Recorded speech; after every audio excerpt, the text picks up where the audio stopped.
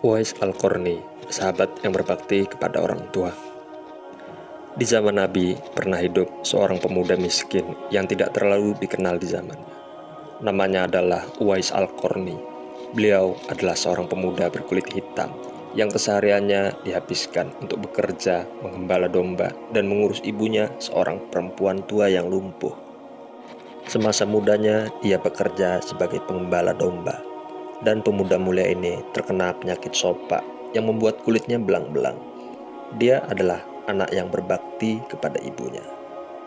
Dan Uwais adalah seorang yang hidup di zaman Nabi Shallallahu Alaihi Wasallam yang sangat terkenal di antara penduduk langit.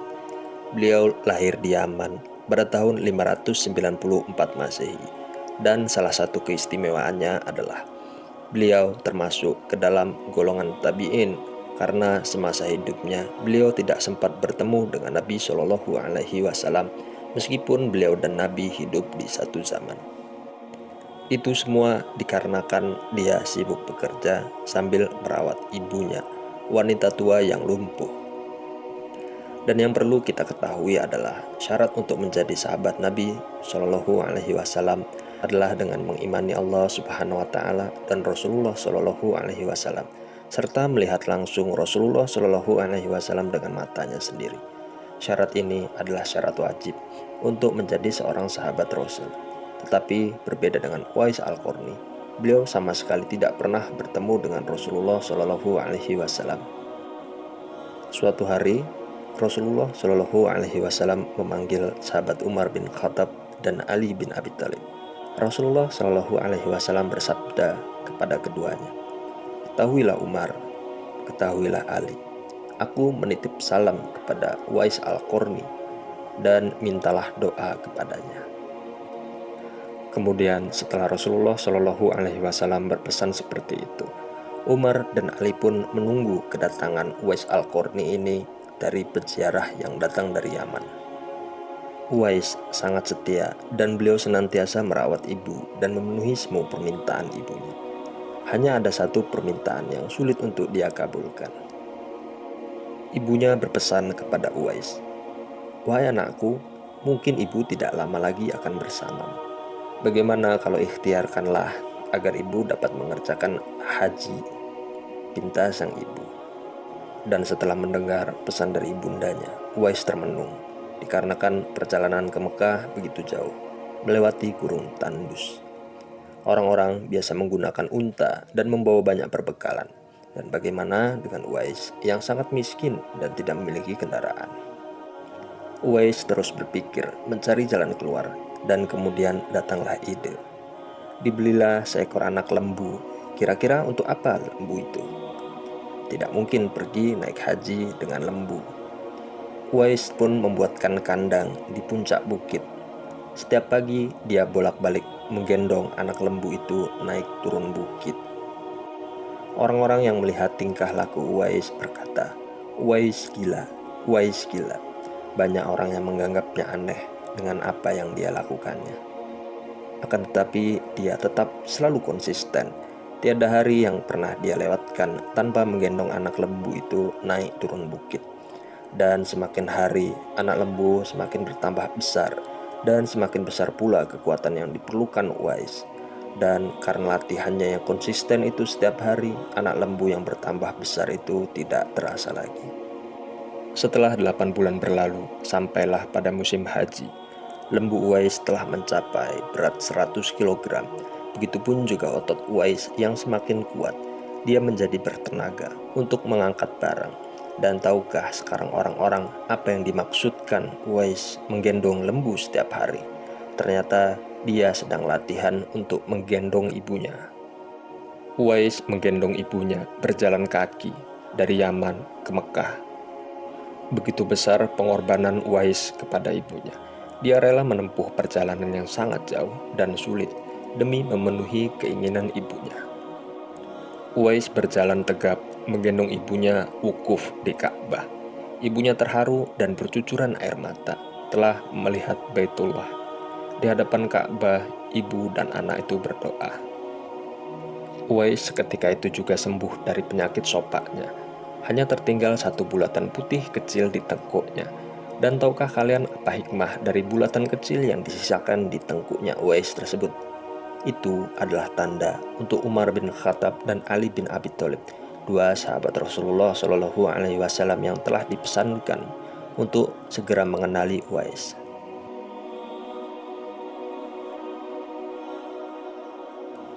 Dan suatu hari Uwais Al-Qarni pernah pergi ke Madinah. Setelah menempuh perjalanan jauh, akhirnya Uwais Al-Qarni pun sampai juga di kota Madinah. Dia segera mencari rumahnya Nabi Shallallahu Alaihi Wasallam. Setelah dia menemukan rumah Nabi Shallallahu Alaihi Wasallam, diketuknya pintu rumah itu sambil mengucapkan salam. Keluarlah seorang seraya membalas salamnya. Segera saja Uwais Al-Qarni menanyakan Nabi Shallallahu Alaihi Wasallam yang ingin dijumpainya. Namun ternyata Nabi tidak berada di rumahnya. Beliau sedang berada di medan pertempuran. Uwais Al-Qarni hanya dapat bertemu dengan Siti Aisyah radhiyallahu anha, istri Nabi. Betapa kecewanya hati Uwais. Dari jauh dia datang untuk berjumpa langsung dengan Nabi, akan tetapi Nabi tidak dapat juga dijumpainya. Di dalam hati Uwais bergejolak perasaan ingin menunggu kedatangan Nabi dari medan perang. Tapi kapankah Nabi pulang? Sedangkan masih terngiang di telinga pesan ibunya yang sudah tua dan lumpuh agar ia cepat pulang ke Yaman. Dan akhirnya dengan segala pertimbangan Uwais pulang kepada ibunya. Pesan ibunya pun mengalahkan suara hati dan kemauannya untuk menunggu dan berjumpa dengan Nabi Shallallahu Alaihi Wasallam. Uwais pun terpaksa pamit kepada Siti Aisyah radhiyallahu anha untuk segera pulang kembali ke Yaman. Dia hanya menitipkan salamnya untuk Nabi.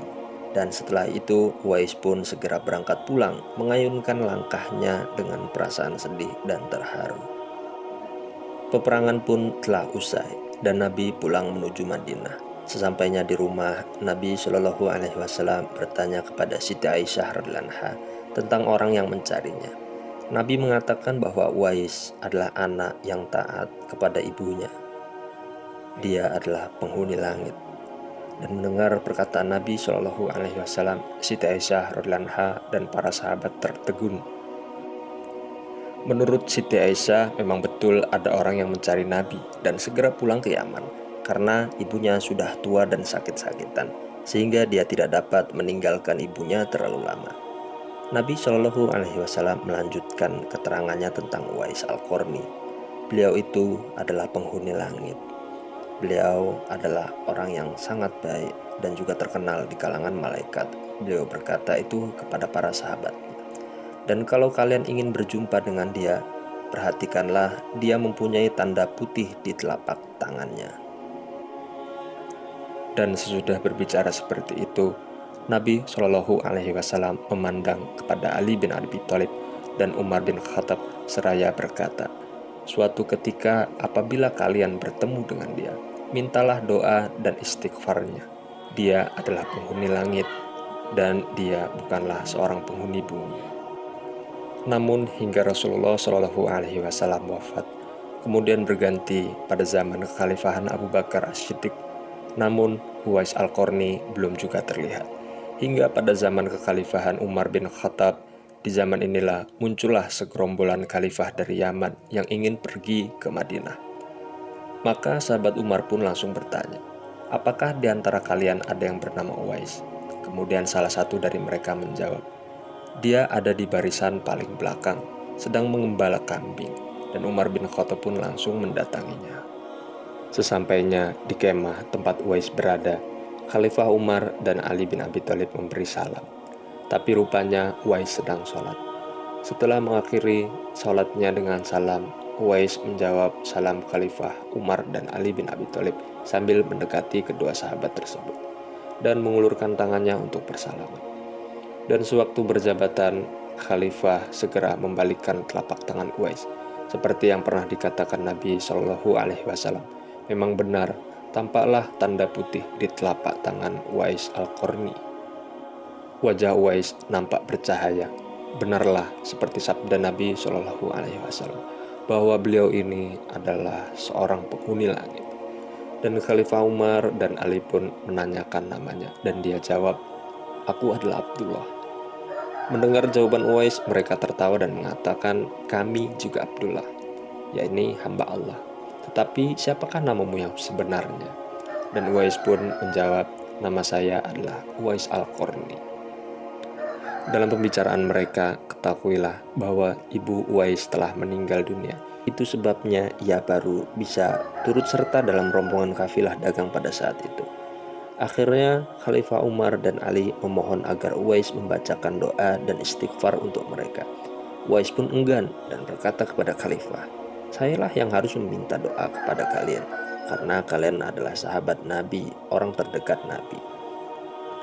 Mendengar perkataan Uwais, Khalifah berkata, "Kami datang ke sini untuk memohon doa dan istighfar dari Anda, seperti yang disabdakan Rasulullah Shallallahu Alaihi Wasallam sebelum beliau wafat."